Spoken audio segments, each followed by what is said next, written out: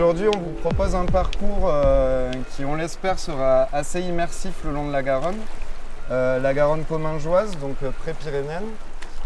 L'idée, c'est à travers une succession d'étapes, donc de Hausson jusqu'à Estancarbon, qu'on puisse aborder des lieux qui permettent de raconter à la fois une histoire d'ancrage de l'homme ici par rapport à un contexte territorial, mais aussi des dynamiques qui sont plus contemporaines.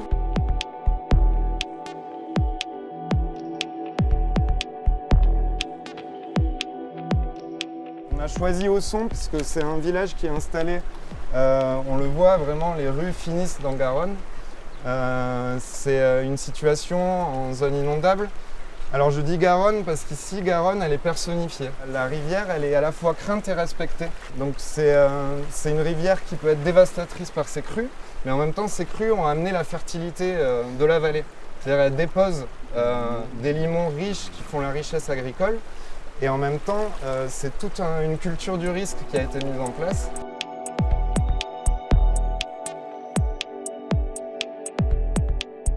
On arrive à la seconde étape. On a la vallée Garonne, donc le Barousse, qui commence avec le verrou glaciaire. En fait, c'est un système de terrasses alluviales. La Garonne, ce qu'il faut comprendre, c'est que parfois, elle a eu une puissance énorme où elle a charrié des quantités phénoménales de matériaux, donc de galets, de gravier, de sable. Et par moments, donc dans des périodes plus de réchauffement, comme là actuellement, elle est venue creuser très profondément ces matériaux qu'elle a déposés. Donc c'est un fleuve qui est vraiment vivant et mobile. Son lit peut changer d'une année sur l'autre de plusieurs mètres. Il y a un ensemble, une diversité de milieux, donc avec des plages de galets, des espaces d'îlots qui se forment quand elle vient creuser de part et d'autre. C'est ce qui crée une mosaïque écologique très intéressante.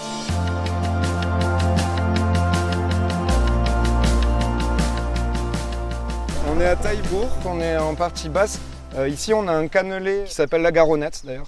Il faut imaginer qu'ici, dans le Commingeois, dans la vallée, on trouvait ce type de dispositif absolument partout. C'est-à-dire qu'il y avait un chevelu de canaux, de petits systèmes hydrographiques qui servaient à la fois à des usages quotidiens, donc le lavoir. Il devait certainement y avoir des bêtes qui venaient s'abreuver ici pour venir puiser l'eau pour le quotidien, mais également pour les activités agricoles.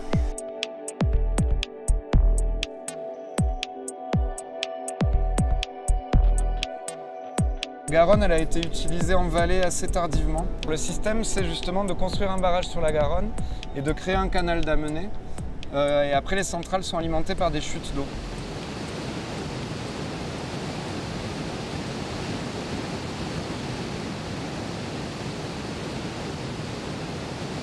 Finalement, les territoires commingeois et pyrénéens ont été électrifiés assez tôt. Ça a complètement transformé le tissu socio-économique et les paysages de la vallée, avec la disparition progressive de tous les usages autour de l'eau.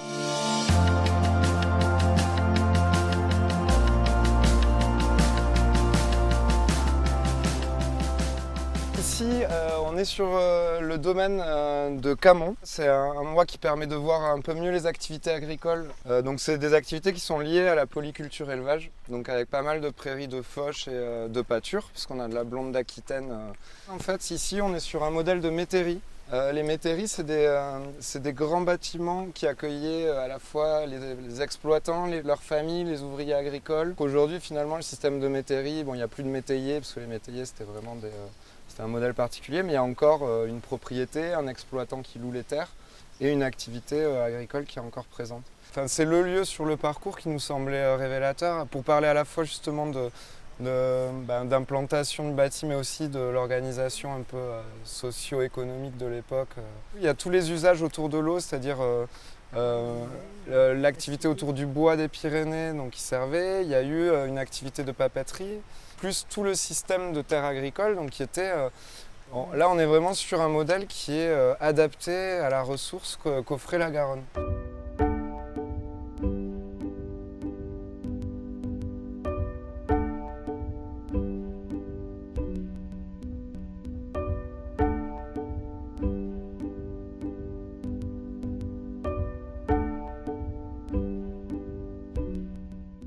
Ici, on est clairement sur l'autre exploitation des matériaux alluvionnaires qui sont exploités directement dans le lit de la Garonne. C'est un prélèvement qui s'est intensifié à partir de la seconde moitié du XXe siècle avec le développement industriel de Saint-Gaudens et l'urbanisation et la forte demande en fait, en matériaux de construction pour le ciment et pour les bétons. L'endroit il est assez intéressant parce qu'on a le vestige de la villa romaine de l'autre côté. Là on voit les 3 colonnes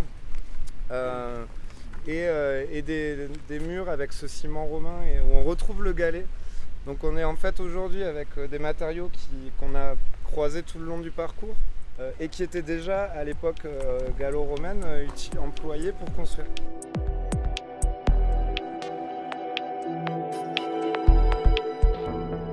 On est sur le lac de Cède, donc qui est un ancien site qui a fini d'être exploité. Et ici, en fait, le site a été renaturé. Donc le gestionnaire de la gravière exploitant a replanté les berges pour cette valorisation écologique et autour de nouveaux usages en lien avec la Garonne.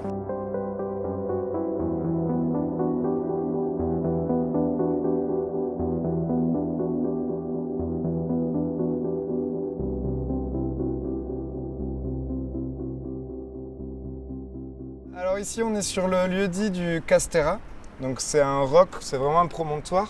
Ça a toujours été un haut lieu de passage. Très tôt il y a eu un passage sur la Garonne.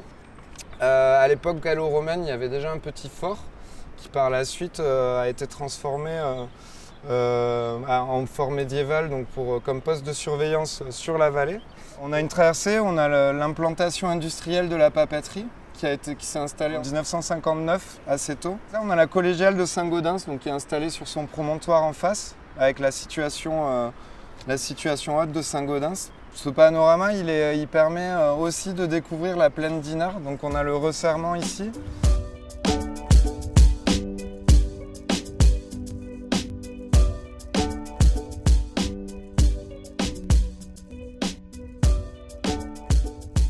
Les moulins étaient sûrement antérieurs aux constructions de cathédrales, de bâtiments, de châteaux et tout ce que vous voulez. Il fallait faire un moulin pour pouvoir nourrir les gens et leur permettre justement de travailler convenablement.